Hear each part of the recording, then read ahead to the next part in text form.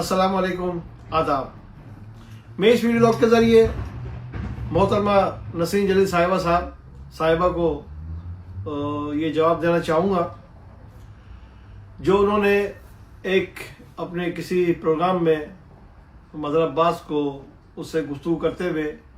M Q M قائد الطاف حسین بھائی کے متعلق کہا کہ وہ قصہ پارینہ ہو چکے۔ تو محترمہ صاحبہ، آپ یہ بتائیے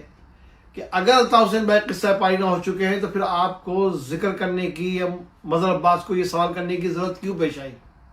اس کا مطلب ہے کہ قصہ پارینہ نہیں ہوئے، الطاف حسین بھائی موجود ہے، لیکن آپ لوگوں کو نظر نہیں آ رہے یا آپ لوگوں کی جو بصارت ہے وہ کھو چکی ہے، اور آپ نے اس انٹرویو میں یہ کہا کہ میرے 30 سال ضائع ہوئے، یہ آپ نے ریگریٹ کیا۔ محترمہ صاحبہ، آپ 1987 میں تحریک میں آتی ہیں، بیگم سلمہ احمد جو ڈیفنس کلفٹن میں الطاف حسین بھائی کے لیے جنہوں نے ایک عشاء کا اہتمام کیا تھا، اس پروگرام میں آپ شریک ہوئی تھیں۔ اس کے بعد آپ تحریک میں شامل ہوئیں، اور اس کے بعد 1987 سے آپ نے وزارت کے مزے بھی لے لیے،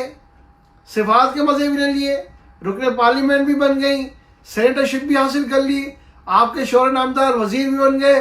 آپ نے ڈپٹی میئرشپ بھی حاصل کر لی، اور آپ یہ کہتی ہیں کہ 30 سال ضائع ہو گئے۔ بڑی معذرت کے ساتھ محترمہ نسرین جلیل صاحبہ، مجھے عمر شریف بھائی کا وہ لطیفہ یاد آ گیا ہے جو اکثر کہا کرتے تھے کہ ایک عورت کہ جس کے 6 بچے تھے، وہ دوسری عورتوں سے جو محلے کی عورتیں تھیں ہمیشہ ان سے کہا کرتی تھی، اے بہن مجھے شوہر کا سچا پیار نہیں ملا۔ آج مجھے عمر شریف بھائی بہت یاد آ رہے ہیں۔ آپ کو محترم نسرین جلیل صاحبہ کچھ تھوڑی بہت شرم کر لینی چاہیے تھی کہ الطاف حسین بھائی نے اتنے بڑے احسان کیے کہ آپ 1987 سے پہلے بیگم سلمہ احمد کے عشائیے میں شامل ہونے سے پہلے اس مہاجر قوم کے لیے قصہ پارینہ تھیں۔ اگر الطاف بھائی آپ کو یا آپ کے شوہر کو موقع نہیں دیتے تو 1987 سے پہلے آپ کو کوئی نہیں جانتا تھا، اور یقین جانیے، قسم خدا کی، الطاف حسین بھائی آج کے بعد یوں سمجھ لیجئے کہ آپ قصہ پارینہ ہو چکی ہیں، لیکن اللہ تعالیٰ نے آپ کے نصیب میں یہ لکھا ہے کہ آپ قصہ پارینہ ہونے سے پہلے مہاجر قوم کی تمام لعنت اور ملامت سمیٹ کر قصہ پارینہ بنے، اور وہ آپ بنیں گے۔ اب آپ دیکھیے گا، آپ نے اپنے ہی انٹرویو میں اعتراف کیا یہ کہ فوج الطاف حسین بھائی کو ہٹانا چاہتی تھی، اور فوج نے ہی الطاف حسین بھائی کو الگ کیا ہوا ہے۔ آج اگر فوج چاہے تو یہ تمام پابندیاں ایک ہی رات میں ختم ہو سکتی ہیں، اور ہم امید کرتے ہیں field marshal general Asim Munir صاحب سے کہ وہ انصاف سے کام لیتے ہوئے اس طرف ضرور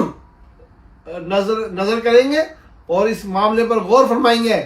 کہ جو ناانصافی الطاف حسین بھائی کے ساتھ چل رہی ہے یہ ختم ہو، اور الطاف حسین بھائی کو بھی، اور ایم کے ایم کا الطاف حسین بھائی جو اصل ایم کے ایم ہے under the leadership of Altaf Hussain بھائی، اس کو بھی اسی طریقے سے موقع دیا جائے جس طرح دیگر سازی جماعتوں دیا گیا ہے۔ سمجھ میں یہ نہیں آتا کہ الطاف حسین بھائی ایک اچھا سسٹم بنا کے ایک پولیٹکس کر رہے تھے کہ جس میں وہ اپنے کارکنان کو پارلیمنٹ میں بھیجتے تھے، پڑھے لکھے کارکنان کو، کبھی خود الیکشن میں حصہ نہیں لیا، لیکن شاید ایسے لوگ اس سسٹم کو پسند نہیں ہیں، لہذا الطاف حسین بھائی اس سسٹم کے خلاف تھے، اس سسٹم کے خلاف ہیں، اور اس کرپٹ سسٹم کے خلاف رہیں گے۔ لہذا جو بھی اس کرپٹ سسٹم کے خلاف ہے وہ الطاف حسین بھائی سے محبت کرتا ہے، اور جو اس کرپٹ سسٹم کے حامی ہیں وہ الطاف حسین بھائی کی مخالفت کرتے ہیں۔ بس اتنا سا ایک فارمولہ ہے یہ۔ تو لہذا آئندہ میں امید کروں گا کہ یہ غدار بادر آباد ٹولہ زبان سنبھال کر بات کرے گا، ورنہ آج اس ویڈیو لاگ میں تو ہم نسرین جلیل صاحبہ آپ کو صرف خاتون ہونے کی حیثیت سے کچھ تھوڑا سا نرم ویڈیو لاگ رکھ رہے ہیں، لیکن یہ رعایت کبھی دوبارہ حاصل نہیں ہوگی۔ جے الطاف، جے متحدہ، جے مظلوم۔